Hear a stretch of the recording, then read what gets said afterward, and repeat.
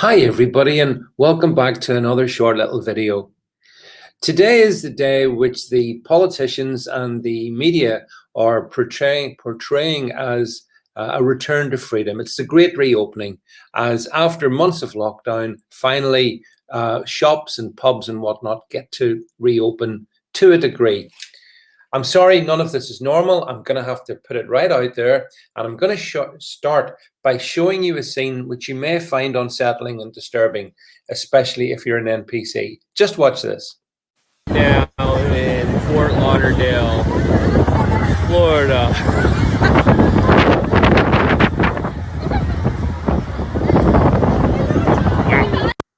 Okay, you got that one? That was horrific, wasn't it? People walking around, no masks, no social distancing, groups gathered together in pubs and restaurants, people having a good time, and a complete absence of fear. Now, that will concern some people, especially if you're one of these people. Here we go. Here is, I think, a pretty good summation of the British NPC. This is what they've been conditioned for a year to think, and this is what they do think. What I also wanted then to show you was this is what the new normal looks like. Here's a pub in a place called Bournemouth, and this is their message to their customers. So just a few things before they get before you go to this pub. First of all, book online. Okay, so no more spontaneity. You have to book online. Book up to 6 people. Yes, that's right. The rule of 6 being relentlessly enforced. Make sure you've got their app on your phone, and then make sure that and this is the killer, track and trace needs to be done by every customer over the age of 16. Download the NHS track and trace. No track and trace, no service. Now, I'm not sure that this is legal, because I'm pretty sure that the government regulations in this suggest that you should have NHS track and trace, or alternatively, you can provide your details in writing. So I'm not sure if this bar is actually breaking the law. Further down, it goes on to point out masks must still be worn before sitting down and when going to the toilet. Follow the rules, and we are going to get on famously. Break the rules and you won't get served. That sounds really friendly and welcoming. This is the new normal. Here we go. I showed you this one yesterday. More new normal. This is a pub in England. That's right. Outdoor greenhouses. So people can be kept apart. I showed you this as well. But of course, this is the image that the government's flogging you. And this is what the media is replete with today. It's worth the wait. Worth the wait? Worth months of economic devastation? Emotional isolation, worth the wait? Pubs reopen at midnight with punters queuing to get the first pint in months.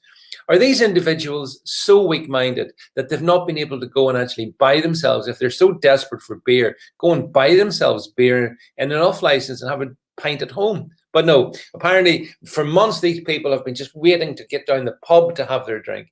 And here they go, here they are, all happy, smiling. It's just so wonderful. These are NPCs. You do understand that, don't you? These people have been quite prepared to give up their bodily autonomy and their privacy to go and have a pint. And this is the sheer wickedness of what the government and the media are doing. They're suggesting that it's normal that you hand over your private details to a pub so that the pub can then have all your details at hand, which presumably the government can in due course mine.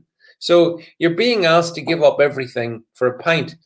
If that's how much you value your freedom, maybe you don't deserve it actually.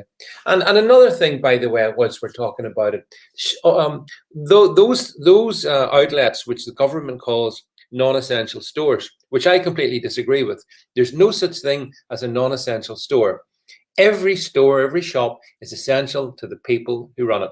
So the definition of essential and non-essential from the beginning has again been government programming of language. They use language to suggest that some shops are more important than others, but they're really not.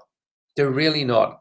Just like, for example, frontline workers. Again, careful manipulation of language by the political and media class.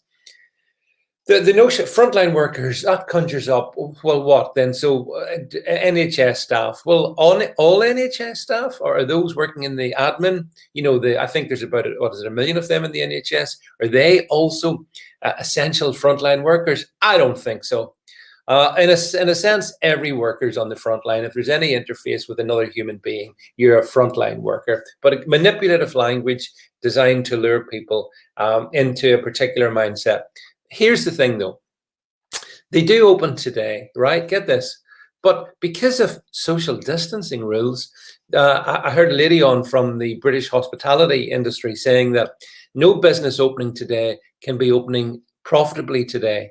And the reason for that is in the hospitality sector, for definite, because of social distancing, they cannot get the requisite 70% capacity. And until you get 70% capacity in these outlets, you don't make money. Now, I'm sure the people who watch this and listen to me do understand the essence of business. The essence of business is if you can't make a profit, you're not going to be in business. So much hullabaloo today about the fact that pubs are open and they're crowded. Yeah, first of all, the pubs aren't open. The pubs are closed indoors. This is all outdoors, right? So the pubs are partially open, and they're partially open with social distancing and with the enforcement of the rule of 6, and with people being asked and apparently willing to give over their details to the state. And that's the essence of the hospitality sector being reopened. I also hear today, by the way, the government says you can now go for a 1-week holiday, I think, in the UK or in England, I think. How generous and how weak are the people who actually go along with this? Can you see how the government's tyranny is almost complete?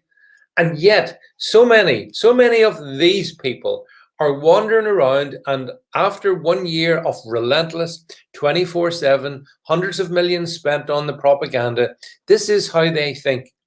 They have to get their jabs. That's really important. They've got to wash their hands once, twice, 3 times, whatever, before they go into the shop. They have to stay home. Well, now they can go out because they've been jabbed and they can still stay safe. But in the meantime, this dystopia is being relentlessly merchandised to you folks as normal. It ain't normal. I showed you what normal is. Normal is Fort Lauderdale in Florida. Normal is people just deciding on the spur of the moment to go out to a restaurant, to go to a pub, to just meet with other people. No limitations, no masks, no social distancing. That's normal. But here in this miserable, bleak United Kingdom, people, again, I revert to this. This is the UK version Now in Fort Lauderdale, Florida. Right?